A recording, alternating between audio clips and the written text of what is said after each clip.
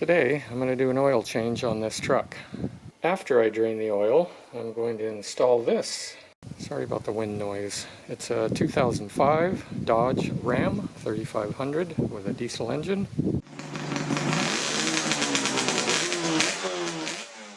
The last time I did an oil change on that truck, I pulled the drain plug and that oil comes out super fast. This thing just filled up with oil and it wouldn't drain. It blocked itself off. This whole area filled up with oil, and oil just spewed all over the place, all over my driveway.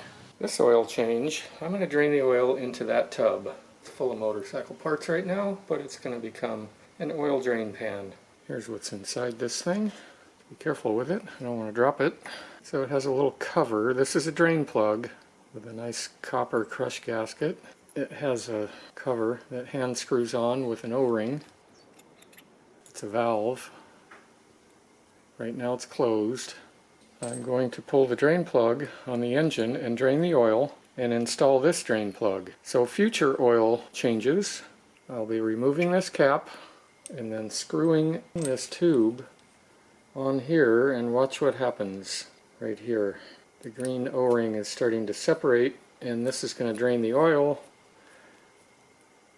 I'll put this end into the drain pan or whatever I'm draining the oil into, and I won't have any big messes anymore. And then when I'm done draining the oil, take this off.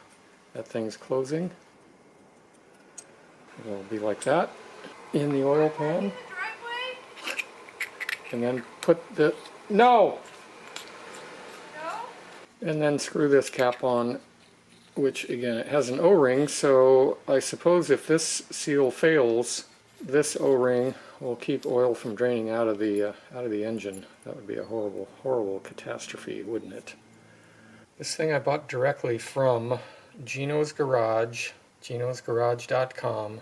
It's that, and you have to buy the hose separate, which is kind of strange to me because you cannot use this thing without having that hose. By the way, this thing has an O-ring on it too. Looks like that, and that, and that. You can see where this part is separated to let the oil drain out. And my daughter just came home and brought this. I'm going to get fat for a few minutes, I think. This thing is available on Amazon, so I will put a link in the description below. I'm not sure what size it is. You have to do your own homework there and make sure you get the right one. Here we go. So like I said, last time I did this, my oil drain pan hole, which is about, I don't know, 1.25 inches in diameter, filled up with oil. And that thing just overflowed. So we're going into this big, what is this thing, Rubbermaid tub. By the way, these drain plugs use just a 3/8 drive. It is very windy, so it's going to try to blow in my face probably. There it goes. Not too exciting. It would have been exciting last time. The wind is creating some havoc. See, I got oil all over my camera. It's spurting all over here from the wind blowing it. So here we go with this fancy pants drain plug. Gotta get this oil stopped so it quits blowing all over the place.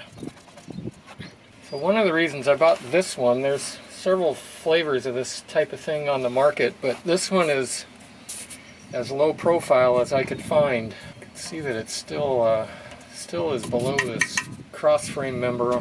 I don't know. It'd be nice to have some protection on this thing.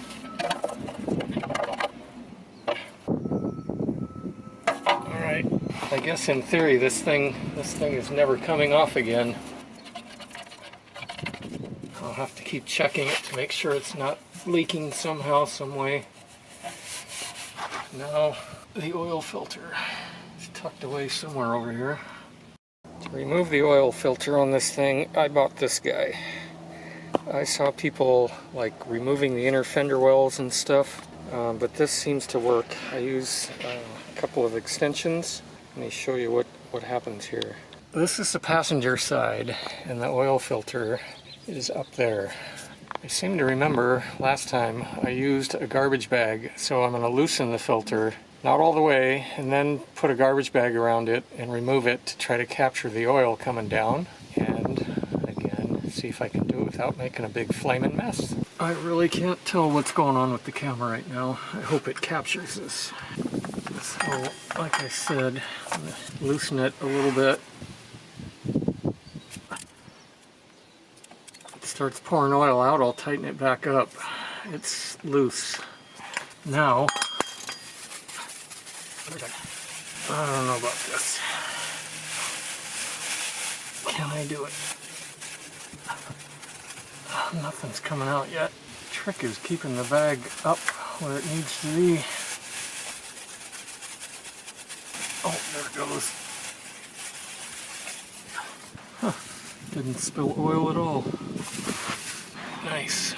The removed filter. This is the replacement filter. I'm going to fill it up with oil. They even show a picture on here. Right there. Fill this sucker up with oil before you put it on. I buy these on Amazon, and I'll put a link down below in the description for this. This has got oil in it now. That little task went without a hitch. There's the Fleetguard oil filter. Again, we're on the passenger side. And by the way, it's not a bad idea to look at your old filter to make sure the O-ring or gasket came off with it and it didn't stick on the engine up in there. You'd have a big problem if it did. Now, I'll put 3 gallons of oil in this thing. All done. I need to transfer that oil into here. Next oil change, I'll take that little cap off and screw this thing on and drain the oil right into that other drain pan. I'll do a follow-up video on that when I get to it. No leaks. By the way, it took all 3 gallons to fill it up. This thing will go in that sock, and then it's going to go in that Ziploc bag. And I can't remember if I said, but this thing has to stay in the truck in case I ever had to do an oil change on the road for some weird reason. I need this to be able to drain the oil out. Well, I guess I don't. The big fat drain plug could come off, but this would make it easier. Next is this little problem here. I'll be spending somewhere around $200 to fill this thing up. Yikes. That's 3 gallons of oil to transfer into there. I started the oil change on the truck at about 11:30 and finished at about 2. It took me a while because I made a video on remove and replace the fuel filter, a separate video for the oil change and installing an oil valve on the oil pan. So next time I change the oil, it's going to be much easier. All done for the day.